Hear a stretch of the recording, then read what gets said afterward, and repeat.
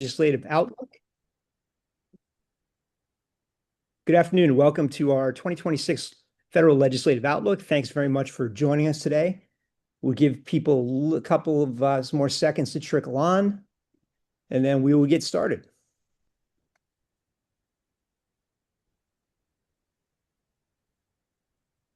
Okay. Well, again, good afternoon. My name is Peter Cohn. I'm managing editor for policy and legislation at CQ Roll Call. We're part of Fiscal Note, your comprehensive and trusted solution for managing policy and global risk. That's also home to Policy Note and Voter Voice. As is our norm, we'll be recording this session and we'll share it with you via email later this week. And we encourage you to submit your questions in the Q&A box at the bottom of your Zoom window. So with that, we will introduce our panel. We've got a crack squad of experts who are up at the Capitol right now, tracking all the latest and greatest from lawmakers. We have got Eris Foley, who is our budget and appropriations reporter. Welcome, Eris. Hey We've guys. got Valerie Yerk, who is our one of our congressional leadership reporters with a focus on the House side of the Capitol.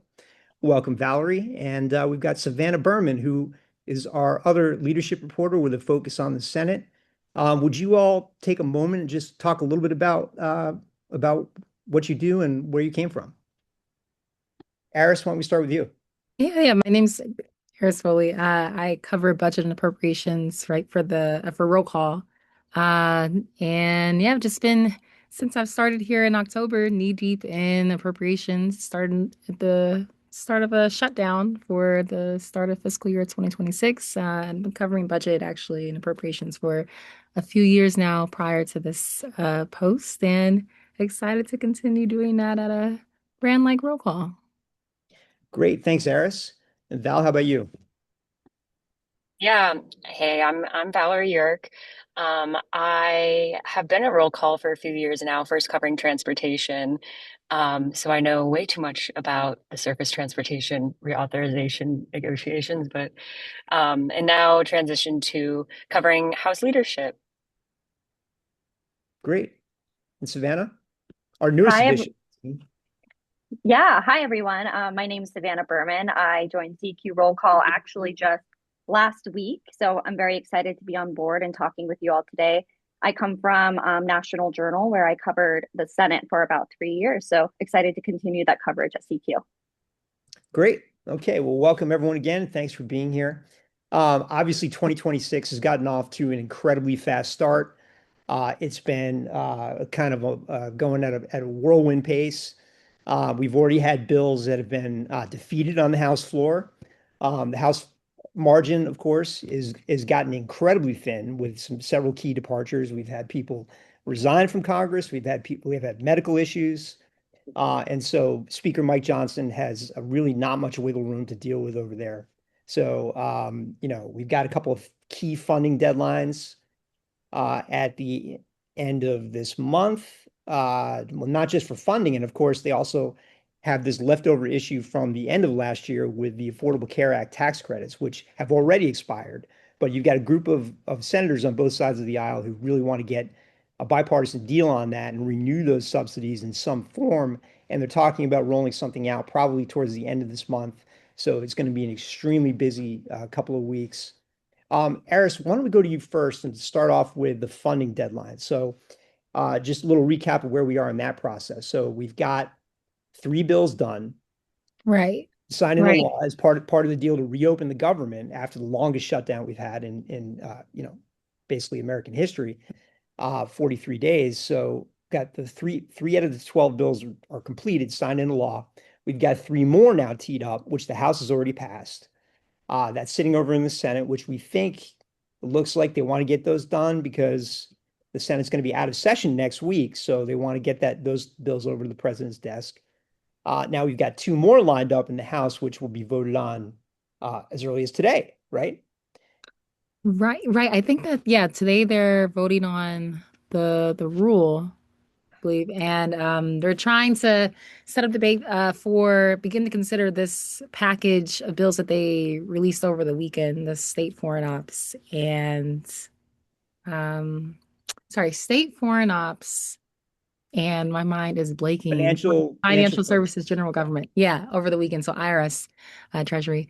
And yeah, notably absent from that bill, that package is the Homeland Security bill, which has been a big part of this week, even though we haven't seen any text, just in light of the recent shooting, ICE shooting in Minneapolis. So I think Democrats are still trying to figure out with Republicans what kind of deal they can get behind for DHS with this type of level of scrutiny in the public on ICE funding. It's gotten to a point even where you have the top Democrat on the House Appropriations Committee coming out on Twitter and responding to tweets and saying that she doesn't support an increase in ICE funding. And of course, Democrats are kind of tempering expectations and noting that last year there was an infusion for DHS that was included as part of the reconciliation law. So I mean, there were billions in that legislation that passed last year. It's a complicated situation, but the goal is to move at least these two bills this week on the House side, move those three bills that already passed the House that last week, energy and water, interior and commerce, justice and science, and before the Senate leaves.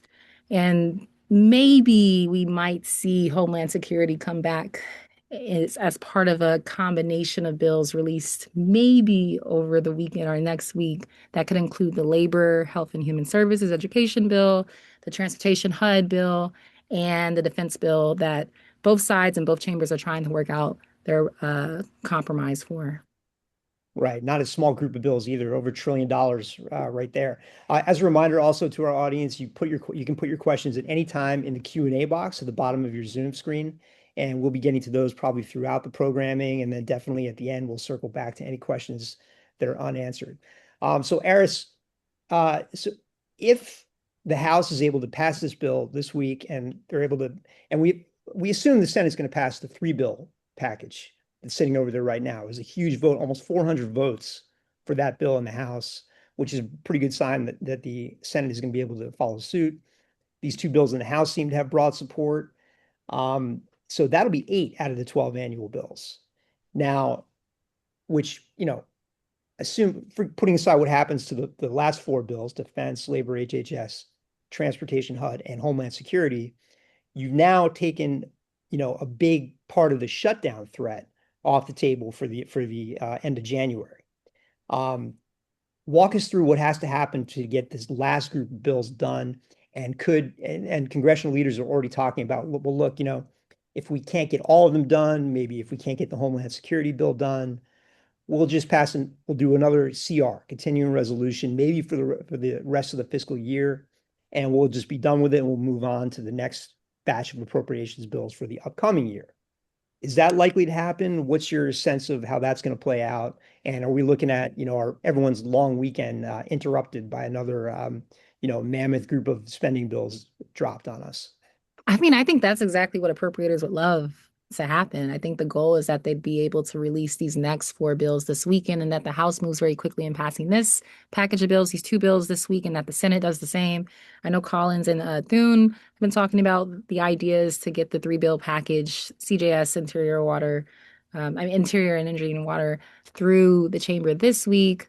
But I mean, again, the appropriators on both sides are very optimistic about getting at least labor, defense, and THUD done. Homeland is a little bit of a question mark, but I also kind of feel like these bills, again, total over $1 trillion. There's been some conversation I can understand about the idea of a potential CR. I mean, we had Mark Mullen, legislative branch appropriations subcommittee chair in the Senate, tell us last week that, of course, they're going to have to pass some type of CR. They're not going to get all of these bills done. And I don't think that it's just Homeland Security that some people could be maybe somewhat concerned about. There's a lot of optimism that that negotiations are going in the right direction, but it's still over $1 trillion.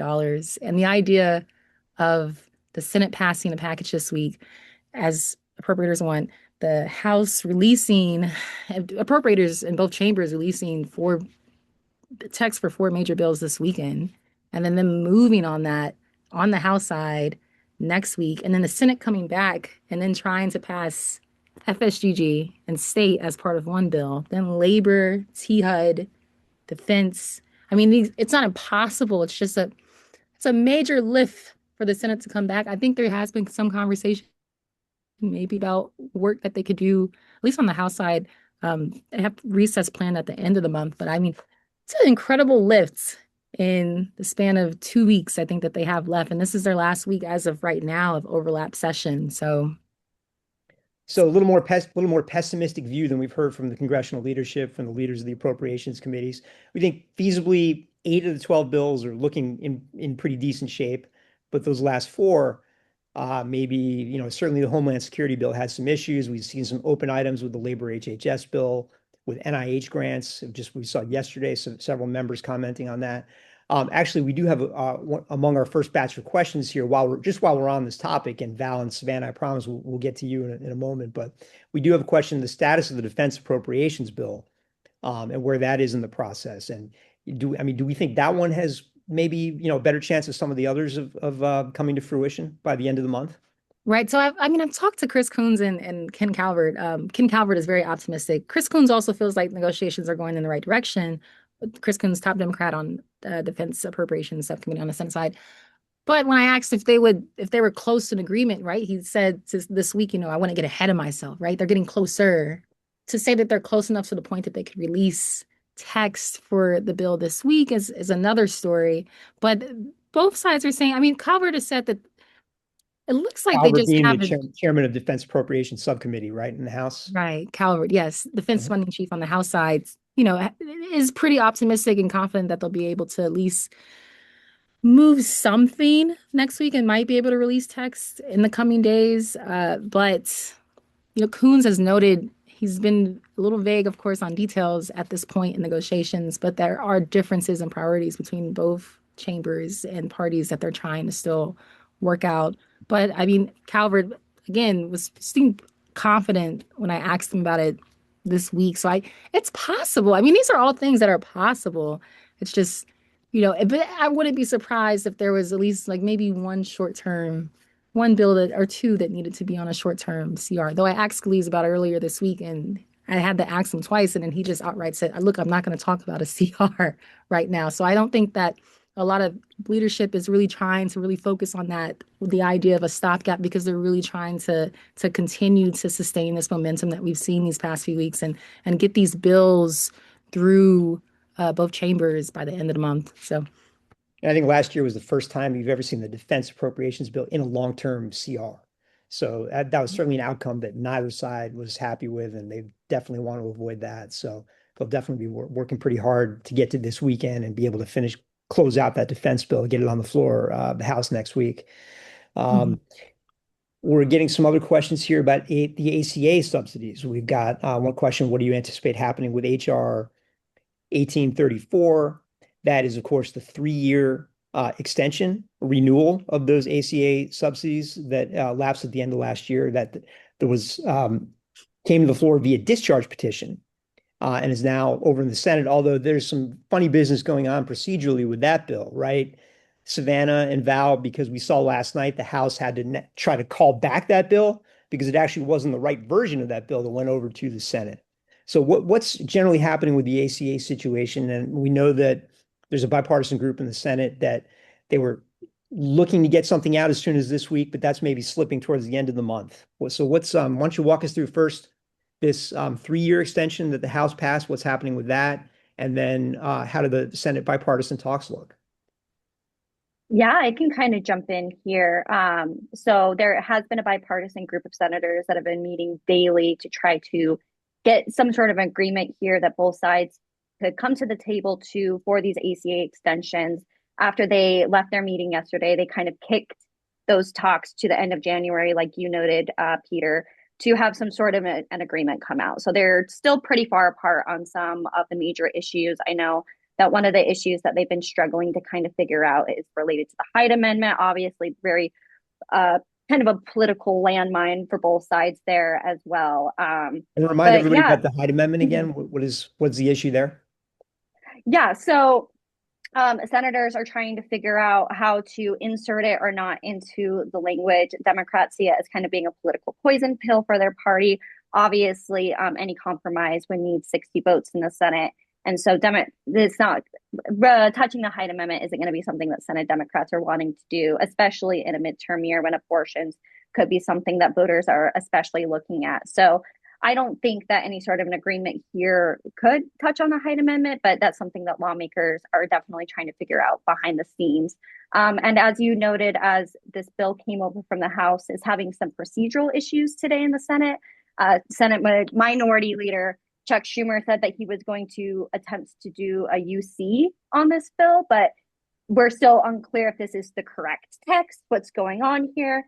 So waiting from some for answers from his office here before we know what Senate Democrats are going to be doing on that bill today. Try to get unanimous consent, basically get all 100 senators to sign off on it without having a vote. That's not going to happen because right. Republicans are almost unanimously against that bill. Exactly. And as we understand it last night, what happened was the House adopted a resolution to call back that bill because they had initially sent the wrong version over to the Senate. So it's not even clear what Chuck Schumer is going to be, seeking unanimous consent to pass because it's not the right text of the bill. So it's a very unusual situation, but we just thought we're all procedural nerds here. So we thought we'd, deviate a little bit from the scheduled programming. Right. And while we're on the topic of the ACA, and Aris, we were talking a couple minutes ago about what's happening with these remaining outstanding four bills that have not yet closed the negotiations on. But so with the labor HHS education bill, are there other issues? The ACA issue is sort of on a separate track from the spending bill for the Department of Health and Human Services, but there are other issues that we saw that are holding that bill up. Labor, a little bit about the problem with the NIH grant, National Institutes of Health issue that we've seen bubble up in recent days? Right. I spoke to Senator Capito, top funding chief for LHHS on the Senate side, and then also Adderholt on House funding chief for LHHS on the And Rob Adderholt from Alabama. Yep. Right, Robert Adderholt. And both of them have kind of have noted that there's been like a kind of a hang up in discussions right now about how how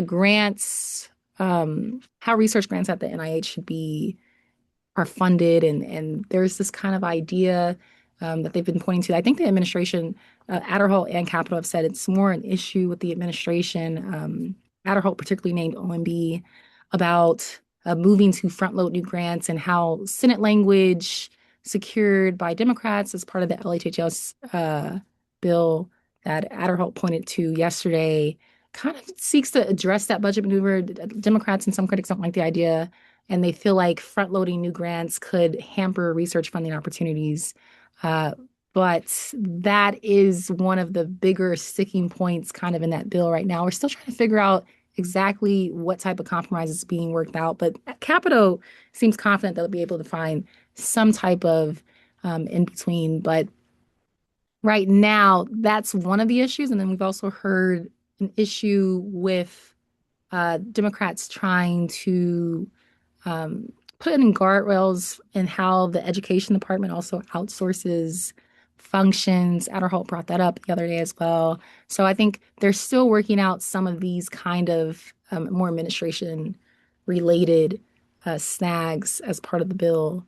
I guess to back up a little bit, the administration since the beginning of the year, when you talk about NIH, National Institutes of Health, I mean, they've really been going after NIH research grants. And they try to cap the grants that go for indirect research costs at universities and other grant recipients. They've tried to just completely, cut the budget by a substantial amount. And then when you talk about the education department, of course, they've tried to, they've basically tried to whittle that agency down to only a few kind of core functions and to your point, outsource the rest of the what the agency does to other agencies. So, huge issues that have divided, the administration has put on the table, and they're trying to resolve all that in a very short period of time here, and try as they try to beat this January 30th funding deadline. Right. So No, I will say Adderholt, someone who will outright say that I do not like the education department, was interesting earlier last week. He did say that he thinks a compromise could be worked out on staffing requirements. So it could be a sign that maybe conversations could still be moving in the right direction for LHHS negotiators, bipartisan talks. But yeah. Okay. Well, we'll see. you're injecting a little more uncertainty into all these bills that even the appropriators have been saying when we talk to them on the Hill. So, but I guess that's to be expected. They want to project optimism and confidence, right? And as they head into these late stage negotiations. But so still a decent chance. But as you said, we could end up in a CR for one or more of these bills. Um, so let's move on a little bit here to talk about some of the other things. I mean, well, the calendar is really driving 2026, the legislative outlook, and it's just kind of it's deadline after deadline, and that's sort of really as we've been talking about the funding deadline, the ACA. I mean, really the deadline was December to get an ACA deal, so there's really a lot of pressure on negotiators to try to do something there. Of course, the Republican leadership in the White House has their own ideas about what to do there. Um, Assuming we get some sort of resolution on the funding question, you've got the president's budget waiting in the wings. They'll probably, it's the Monday after the Super Bowl really is the deadline for the administration to put their new budget out. They've in recent years they almost never hit that target. If they don't wrap up this year's spending bills until the end of January or even later, it seems very unlikely they're going to put their budget out in time. But you've already got the House Republicans coming out and saying they want to talk about another reconciliation bill.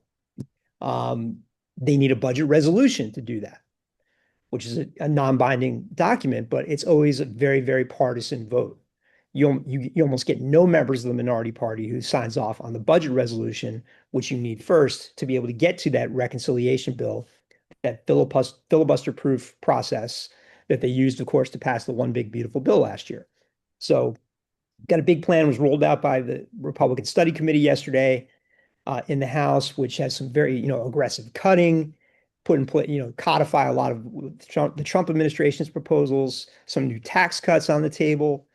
They got to get that budget resolution. And as Val, I know you've been reporting on this really closely, the thin margin in the House and the fact that you had all these no-shows with people, for one reason or another, have not been able to make it to Washington to cast these votes.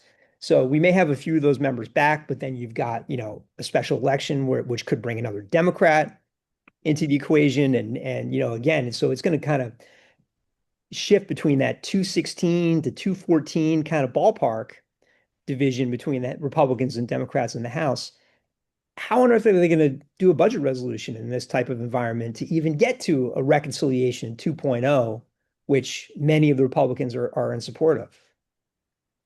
Yeah, as you said, Pete, leadership is always going to remain optimistic, even though it doesn't look great. I mean, I've asked them a lot about the margin this week. I mean, as you mentioned, they came into the new year already down two members. The Republicans did, as Marjorie Taylor Greene resigned in the new year, and Representative Doug LaMalfa passed away last week.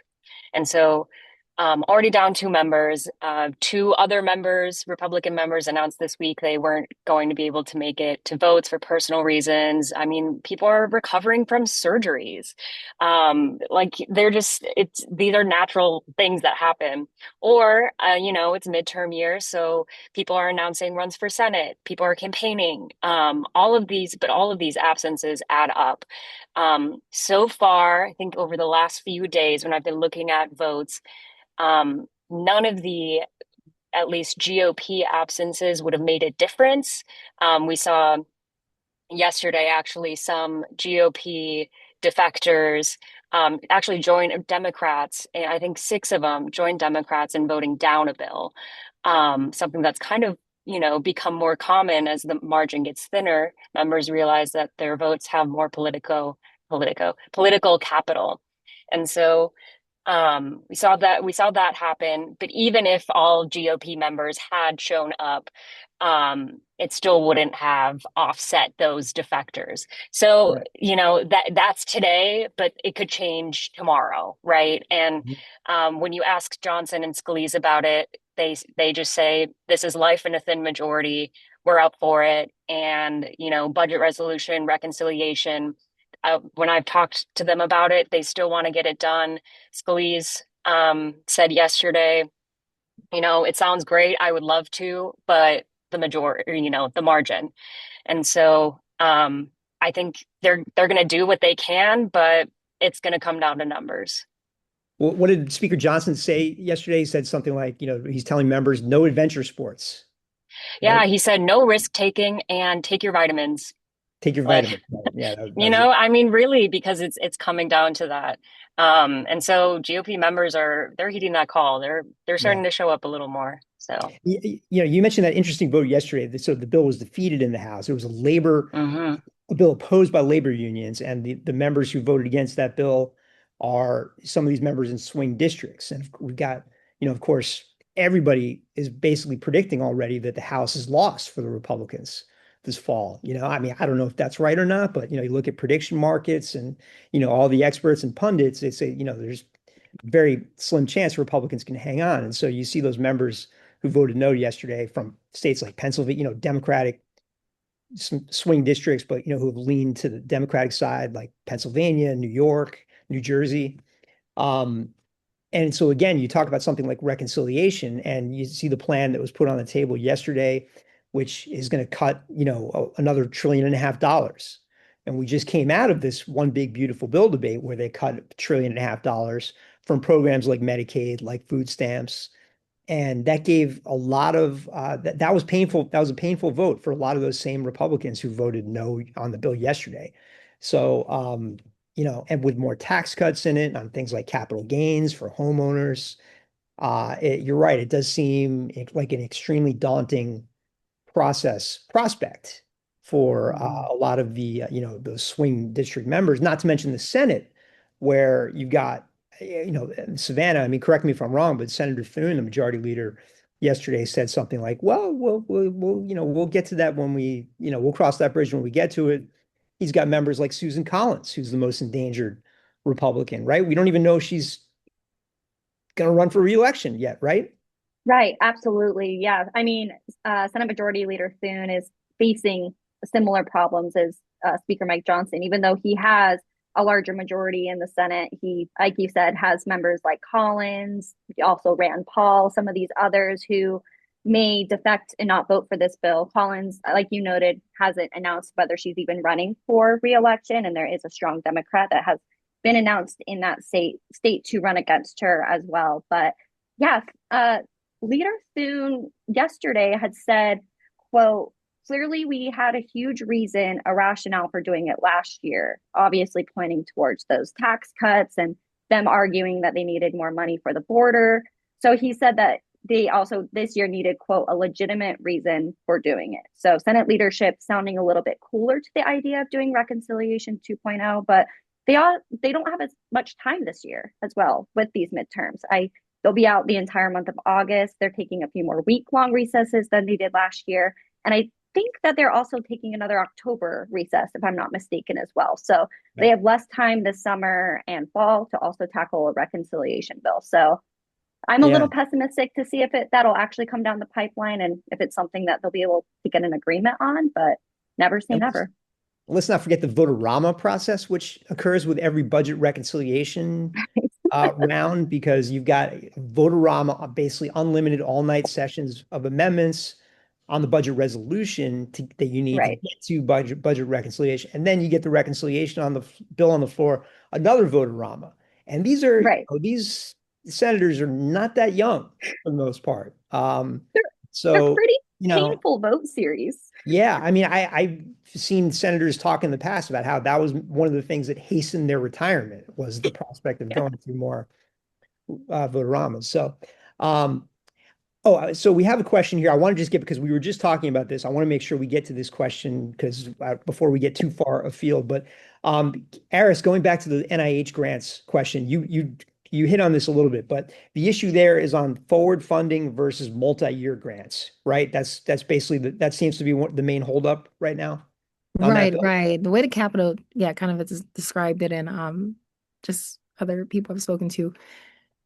The idea is that you would front load these grants. So if you were going to get 500 million, I think in 5 years, it was supposed to be a lump sum, is how they were kind of talking about the difference in strategy. But it's just, yeah, it's not something that Democrats are a fan of. And also, again, some Republicans, like Capito has pointed to, that it's more of a White House issue. Um, that they're trying to kind of sort out in LHHS talks. Right.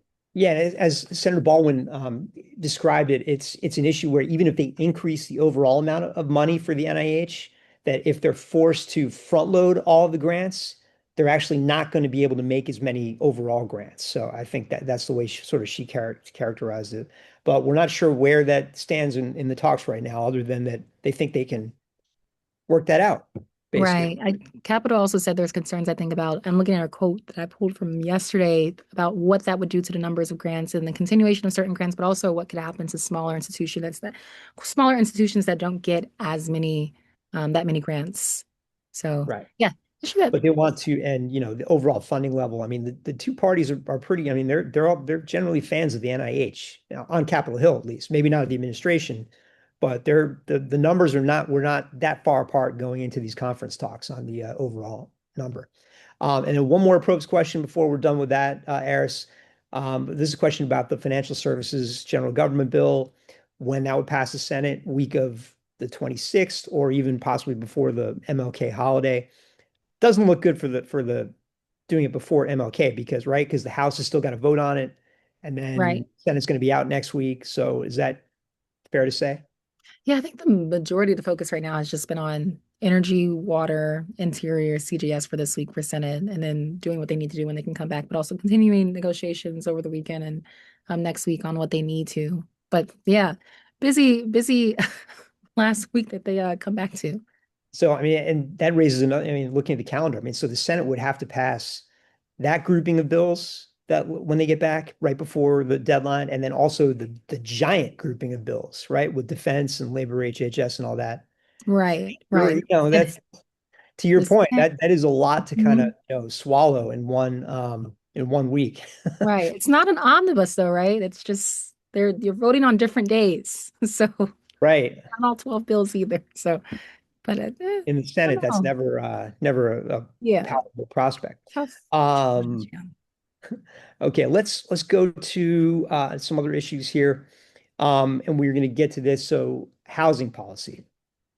I know we're not this is not the housing team on the call here, but just looking at the kind of where things fit in this busy year, we had this very bipartisan Senate bill that passed last year. It was attached to the NDAA, National Defense Authorization Act.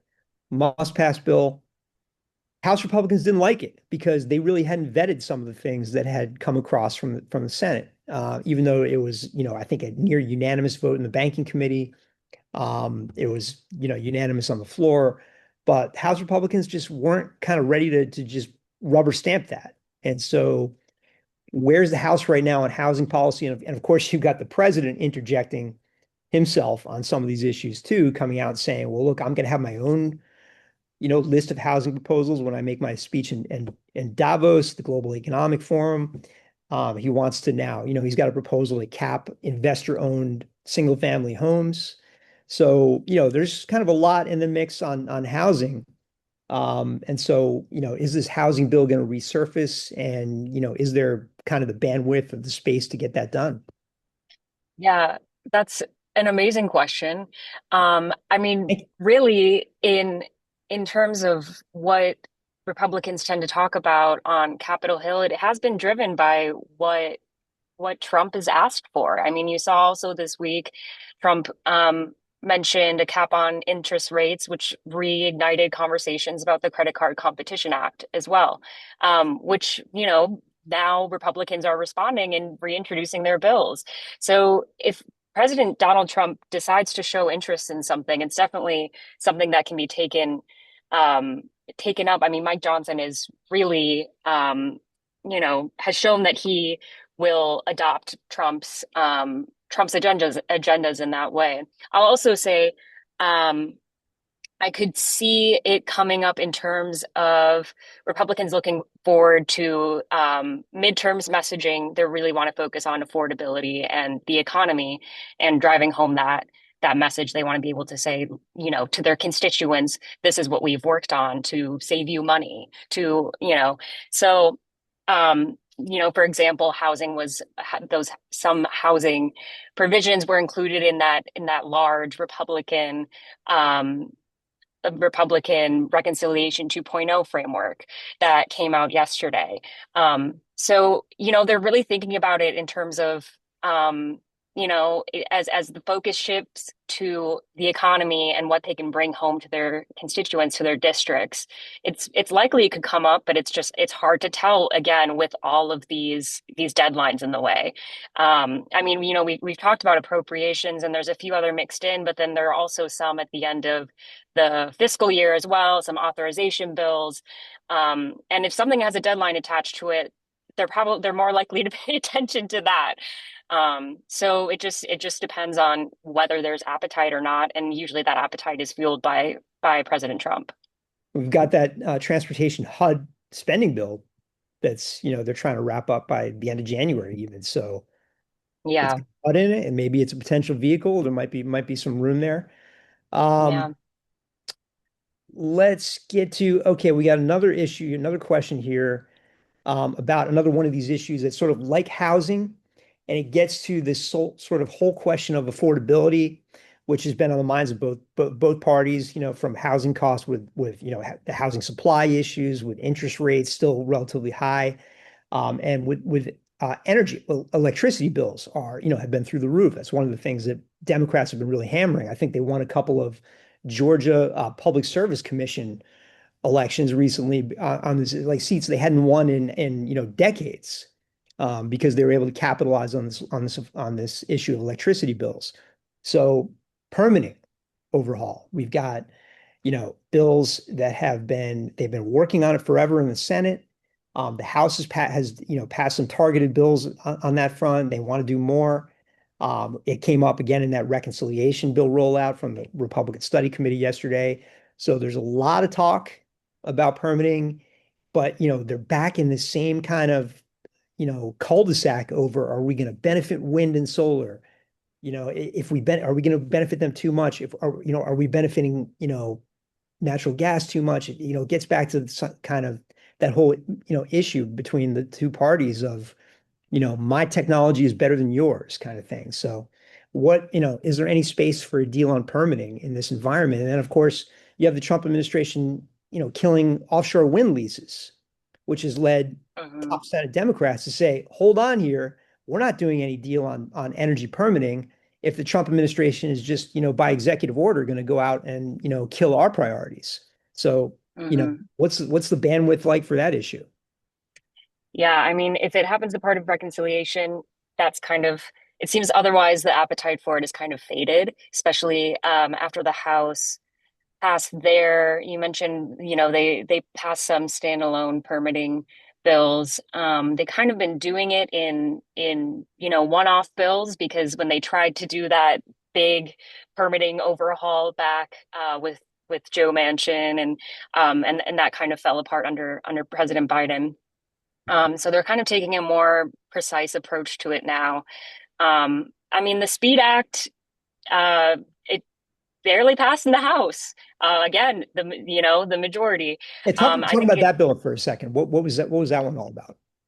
Yeah, I think that one. I actually don't know the specifics on that one. I hadn't covered that one specifically, but it does have to do a lot with, are the questions come down to, are we going to be almost tech neutral, right? Are we going to say, states and you can have whatever kind of projects you want, whether it's wind, solar, gas, natural gas, you can have whatever you want, or are as GOP leadership, are we going to be really narrow and, really favor one over the other?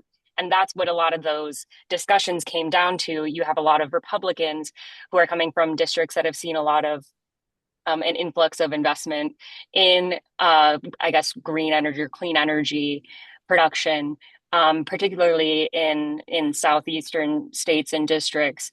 So, even though their parties is saying, we want to return to maybe more oil and gas investments, they're saying, well, my district just saw a $2 billion investment in a solar manufacturing plant. So it's breaking down along that, and especially, I mean, coming down to the numbers, and then you have other more far right members who want to get rid of all federal investment, or all, I guess, they call them handouts, right? And tax incentives, but then also like anything that could help like renewable energy projects. So, it's striking that balance. And I think, A lot of over pessimism. I know. Well, it's a busy year, like Savannah said, and anything they pass also, I the House's leadership is thinking about that they need to get 60 votes in the Senate too, and that's why they're looking at reconciliation for a lot of these things, is because reconciliation has these different, Right. these special procedures that let them get around some of those issues. Okay. So I think, it's natural for them to look at reconciliation for things like housing and permitting. And I mean, I read even in the House, Savannah pointed this out to me, but in the House framework that they put out on Reconciliation 2.0, they're employing an AI app to tell them whether or not these provisions can pass the bird test, whether or not these narrow rules about whether or not provisions like relate to the budget bill at hand. So they're really trying to fit as much as they can, because they know they're working with tight margins, and they're working with election interests and all of these different competing things. Right. And the Berg rule, of course, is the key for budget reconciliation. Yeah. A lot of things couldn't get done last year in the one big beautiful bill because of that reason. It's got to have that kind of direct connection to affecting spending or tax revenue, and there's all kinds of little, restrictions that go along with that. And right, I mean, and to your point, and with those margins they have in the House, if you can't get a budget resolution, you can't even get to that stage of writing that bill to try to comply with the bird rule. So yeah, it's Yeah. AI bot or no AI bot. I know.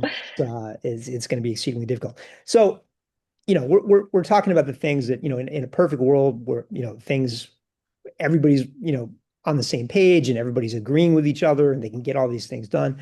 But there are some must pass things that they have to do this year. We talked about the spending bills. Of course, you got to do something there or we'll have another government shutdown. You've got, Val, this gets back to, your spent many, many, many great years covering surface transportation. And we've got that deadline there. The bipartisan Mhm. infrastructure law was a huge amount of money that went into federal infrastructure and, that went to reimburse the states and for new projects.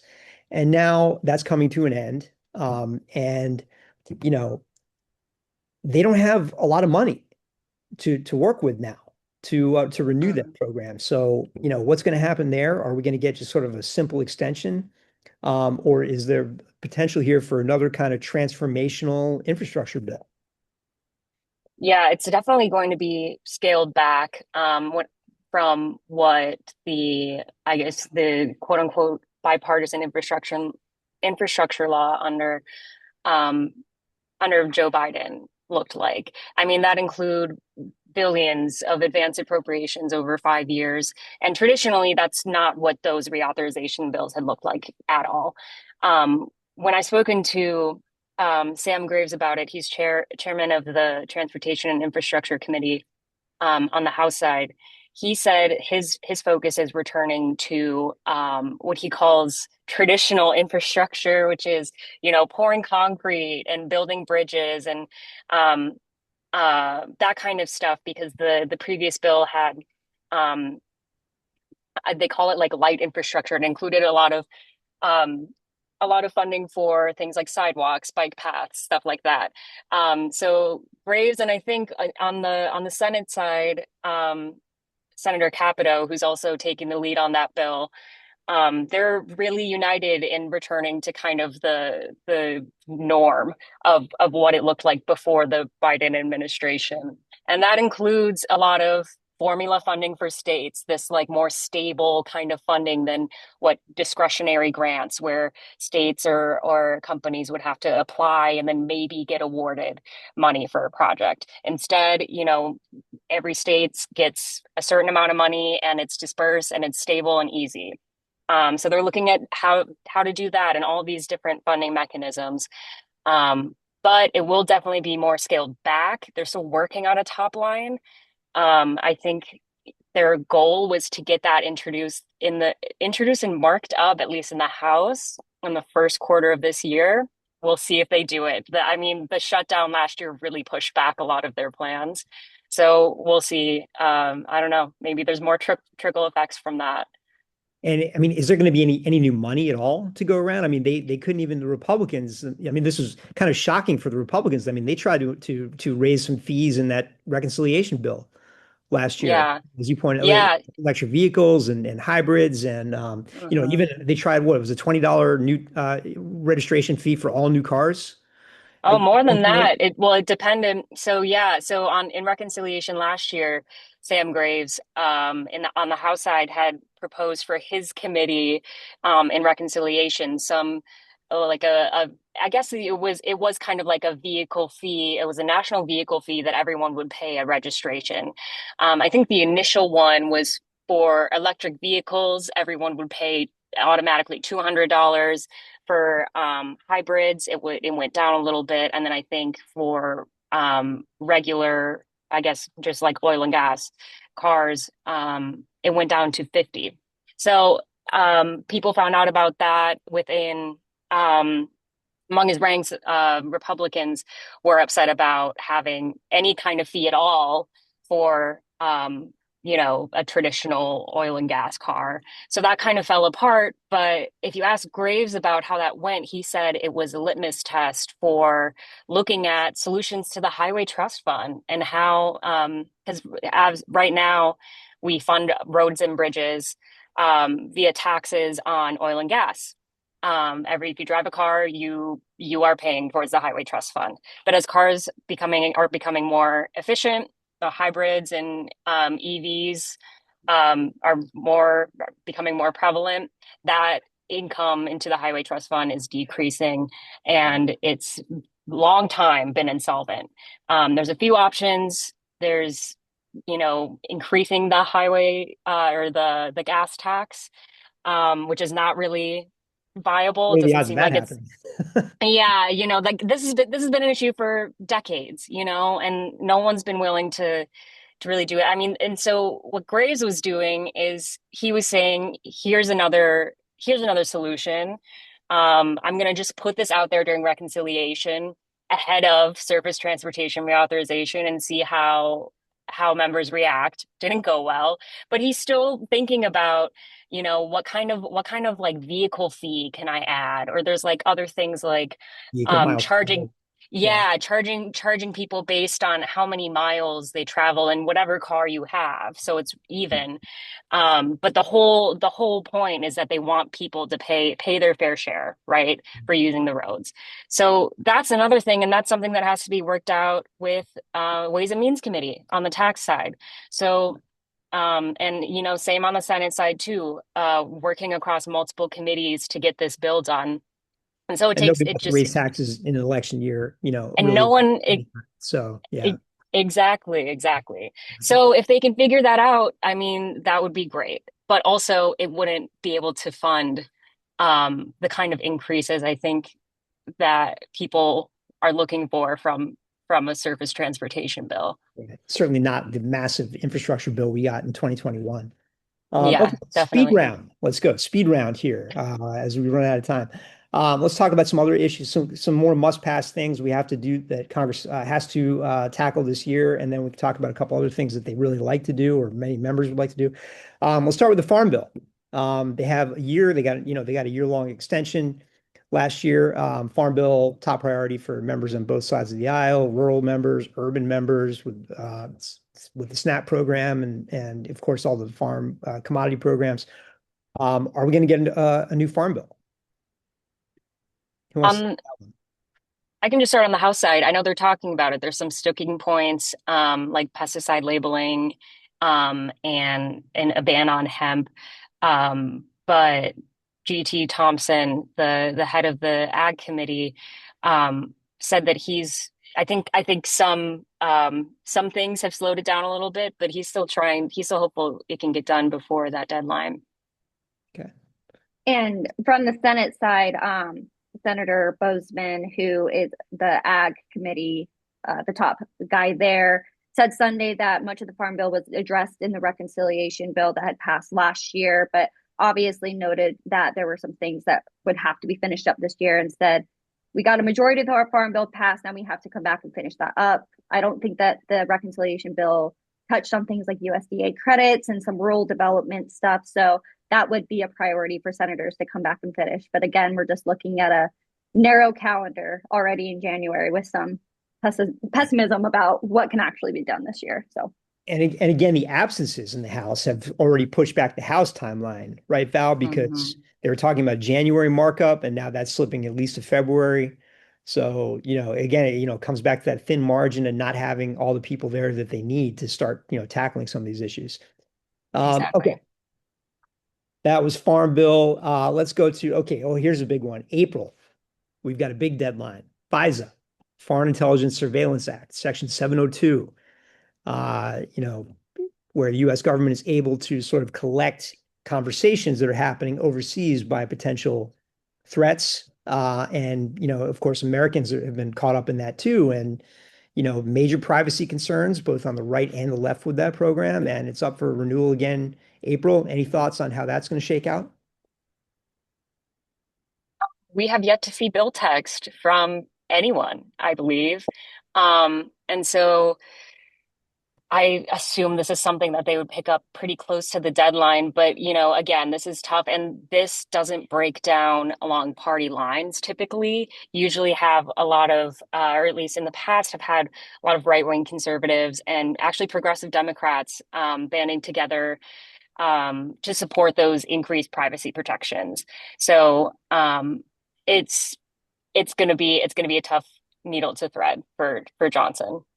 right. Maybe And on the Senate side, if we look back to last year, I think it was actually a few minutes past when that authorization had actually expired that the Senate then reauthorized the program just a few minutes later, which I think is really just kind of indicative to what Val was saying about how the issues related to this program are not partisan.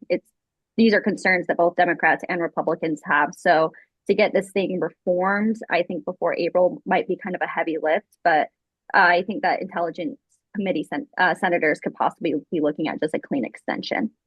So, And has the White House been involved in that at all? Have they expressed a view on what to do about FISA, to your knowledge? That's a good question, Peter. I'm not sure the answer to that one. Okay. Not that I've seen either. Yeah. Okay. We've got, of course, the president wants to get rid of Jerome Powell at the Fed like yesterday, as we've seen in recent days. Now we've got, criminal charges. Tom Tillis in the Senate is saying that he won't agree to advance any nominee to replace Chair Powell out of the Banking Committee, and he's the deciding vote essentially in that committee. How do they thread that needle? Is this something? I mean, the president's getting a lot of blowback, I think, from his side about the criminal investigation. So, any thoughts on how are we going to have a new Fed chair, anytime soon? I guess, that's coming up in May. Oh my goodness. I think Senate Republicans up here privately have been saying that Trump really kind of put his foot in his mouth on this issue, kind of got ahead of himself, perhaps. Even Senate leaders at Mike's yesterday were saying, there has to be really good justification for pursuing this. And privately and publicly, Republicans on the Hill want an independent Fed overall. I would say that this is probably one of the issues that we've seen Republicans split the most strongest from on Trump with this. But yeah, as you noted, Tom Tillis, who has come out against running for re-election this year, he's kind of created a more independent path for himself here, has said that he would block any Trump appointees to the central bank, including that new chair. So Powell could stay on until 2020 as a governor, even after April is when I think he's up, which could also kind of hurt Trump in getting a new nominee there immediately and stuff. So not only is this hurt Trump from getting one nominee, this could also be potentially two coming here for this board. So I think that a lot of senators here are just wanting a really strong justification into this investigation and are kind of just throwing their hands up in the air about the timing here. I mean, Powell's up in a matter of weeks, months. So there's a lot of confusion. May, yeah. Okay. Yeah. We have, I think, for a viewer who maybe came a little late, didn't see this part of the of our program, but another question about the Road to Housing Act that Senate passed, bank housing bill that was attached to the NDAA. It came out, and I think, just to recap, and our panel should correct me if I'm wrong, but I mean, basically, it's a question of how much bandwidth do they have to squeeze that in among everything else. But it's got a fair amount of bipartisan support. It's just a matter of getting the House members more comfortable with it, putting their own stamp on it because they weren't part of the Senate negotiations to begin with. So is that fair? Did I screw that up? No, that was perfect. I Okay. I would agree. Okay. Yeah, we had discussed this a little earlier, but just wanted to recap that for the questioner who has asked that. Crypto. Let's talk about crypto. It's a big week for crypto. Senate Banking Committee has a hotly contested piece of legislation before it. New drafts are being, were have circulated this week. We've got, amendments are going to be, there going to be a huge number of amendments probably at that markup, which is tomorrow. Is anything going to get done there?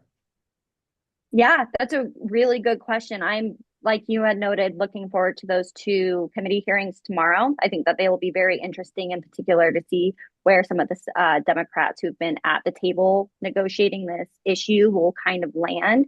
As of yesterday, a lot of the Democrats who have been at the table weren't coming out in favor or against the text. They still had some problems with it that they had said that they were negotiating behind the scenes.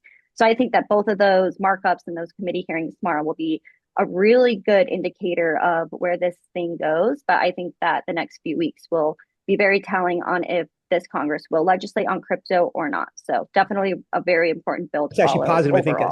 Senate Yeah. Agriculture has I think pushed theirs because I think the fear was Mm. if they went forward tomorrow that they would not get that bipartisan support. But so it's actually maybe Oh, a yes. positive sign that they pushed it to the end of January to allow more time for bipartisan buy-in. So Right. then of course Yeah. they get together with the House, and which the House has already passed their product, and um, but there seems to be, when you talk about, a groundswell of interest on both sides of the Capitol, both parties, and certainly a huge amount of money flowing in from donors and lobbyists on that particular issue. It certainly seems like that's something there is a lot of momentum to get done this year. Just kind of a question of what it ends up looking like. Let me see. I think we're just about at the end of our speed round here and the end of our window, but is there anything else that any of our panelists or anyone who's watching us today, any other questions, feel free to pop them in the chat or the Q&A box. If you have anything up from our panel, anything we left out or need to tackle before we sign off? Not that I can think of. Yeah, Okay. Yeah. It's just going to be a Um, busy year. it's going to be a busy year. it's certainly already been. It's been really gotten off to a bang.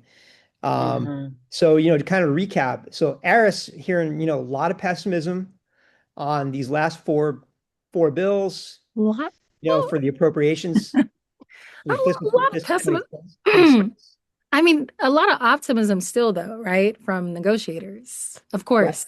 Just like having been here for a few years, a little bit of, just a Sort of that little, natural journalistic skepticism like that a the big little talk bit will lead optimism. to a result. I get it. Yeah. Okay.